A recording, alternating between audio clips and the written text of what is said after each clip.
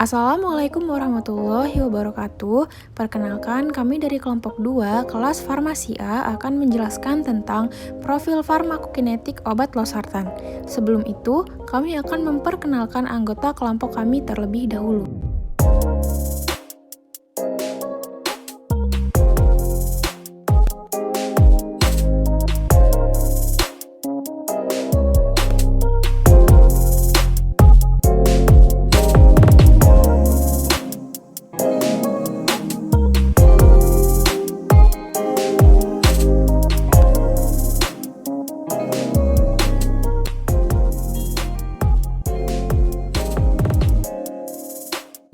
Di sini hal yang akan kami bahas ada profil obat, proses biofarmasetika, proses absorpsi, proses distribusi, metabolisme, serta eliminasi obat dari obat losartan.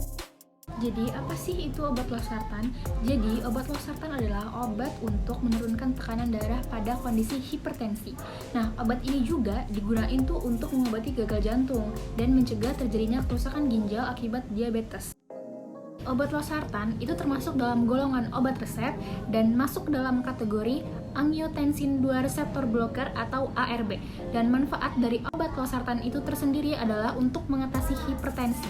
Dan obat losartan ini dikonsumsi oleh kalangan dewasa anak-anak usia lebih dari 6 tahun. Sedangkan kategori losartan untuk ibu hamil dan menyusui itu dikategorikan dalam D, yaitu ada bukti positif mengenai risiko terhadap janin manusia, tetapi tetap besarnya manfaat yang diperoleh mungkin lebih besar daripada risikonya.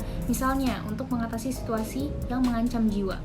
Namun, losartan belum diketahui dapat terserap ke dalam ASI atau tidak. Bila Anda sedang menyusui, jangan menggunakan obat ini tanpa berkonsultasi dulu dengan dokter. Biofarmasetika losartan. Losartan mempunyai nama dagang angioten atau kozar dan fungsinya sebagai antihipertensi.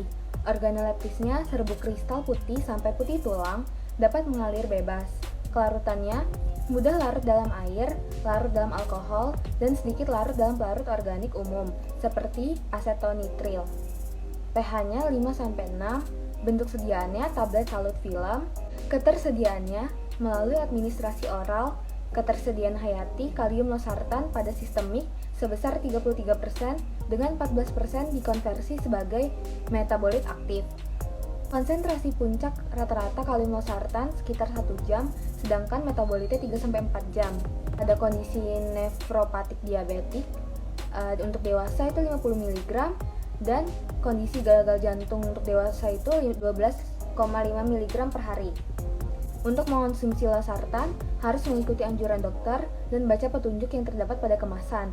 Jangan menambah atau mengurangi dosis, serta menghentikan penggunaan tanpa berkonsultasi lebih dahulu dengan dokter. Losartan tablet dapat dikonsumsi sebelum atau sesudah makan. Gunakan air putih untuk menelan tablet, jangan mengunyah, membelah, atau menghancurkan tablet. Jika lupa mengonsumsi losartan, jangan melipat gandakan dosis. Lakukan pemeriksaan tekanan darah secara rutin sama menggunakan losartan. Simpan losartan pada suhu ruangan. Absorpsi obat adalah proses senyawa obat dipindahkan dari tempat absorpsinya ke dalam sirkulasi sistemik. Proses ini bergantung pada karakteristik tempat absorpsi, aliran darah di tempat absorpsi, sifat fisika, kimia obat, dan juga sebagainya. Losartan merupakan obat yang memiliki sifat asam dengan pH 5. Setelah proses farmasetika, di mana obat hancur dan terlarut, obat losartan yang bersifat asam akan masuk ke lambung dengan pH rendah dan berada dalam bentuk yang tidak terionkan. Sehingga absorpsi losartan pada organ ini sangat cepat dan sangat baik. Dalam lumen saluran cerna, kemungkinan obat mengalami peruraian karena pH lambung dan juga komponen lainnya. Kemudian adalah proses penembusan obat ke dinding saluran cerna menuju sirkulasi sistemik. Pada tahap ini, losartan mengalami metabolisme lintas pertama yang terjadi di hati melalui vena porta sebelum masuk ke sirkulasi sistemik. Berkurangnya obat selama proses absorpsi menyebabkan jumlah obat yang sampai ke sirkulasi sistemik berkurang dari dosis yang telah diberikan.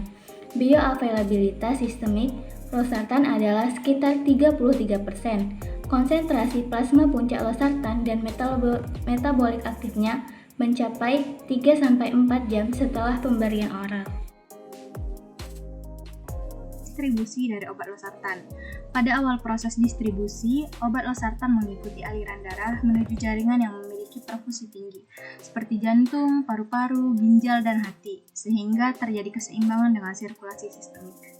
Di dalam darah, sebagian obat losartan terikat dengan protein dan sebagian lainnya dalam bentuk bebas. Obat yang terikat dengan protein tidak akan menghasilkan efek farmakologi. Obat dalam bentuk bebas akan berikatan dengan reseptor dan memblok reseptor angiotensin II, sehingga angiotensin II tidak dapat berikatan dengan reseptor. Hal tersebut efektif untuk menurunkan tekanan darah. Losartan adalah golongan angiotensin II reseptor blocker atau ARB. Obat ini diakhiri dengan akhiran tertentu. Losartan secara kompetitif menghambat reseptor angiotensin II tipe 1 pada membran otot polos pembuluh darah yang diaktifasi G protein pada membran ini. Akibatnya akan menurunkan produksi IP3 dan DAG yang menyebabkan penurunan kadar kalsium intraseluler dan inaktivasi enzim fosfokinase 2 aktivitas, dan akhirnya menyebabkan penutupan saluran kalsium pada membran otot polos pembuluh darah. Lalu, pada akhirnya akan menyebabkan relaksasi otot polos pembuluh darah yang menyebabkan pelebaran pembuluh darah. Losartan juga dapat mengurangi sekresi aldosteron yang menyebabkan penurunan retensi garam. Catatan tambahan, tidak diketahui obat losartan terdistribusi dalam ASI atau tidak. Selanjutnya, metabolisme. Metabolisme merupakan proses merubah struktur dan sifat dari suatu obat pada umumnya menjadi senyawa metabolit yang tidak aktif secara farmakologis. Obat losartan, setelah didistribusikan dan melaksanakan tugasnya, akan dimetabolisme di hati dengan bantuan isoenzim sitokrom P450, yaitu CYP2C9 dan CYP3A4. CYP2C9 akan membantu pembentukan metabolit aktif dari obat losartan, sedangkan CYP3A4 akan membantu pembentukan metabolit tidak aktif dari obat losartan. Reaksi antara enzim dan obat ini akan membentuk substansi yang lebih mudah untuk diekskresikan. Selanjutnya, ekskresi. Ekskresi merupakan proses eliminasi terakhir obat atau metabolit dari sirkulasi sistemik, dapat melalui ginjal bersama dengan urin, melalui empedu bersama dengan feses, ataupun melalui kulit bersamaan dengan keringat.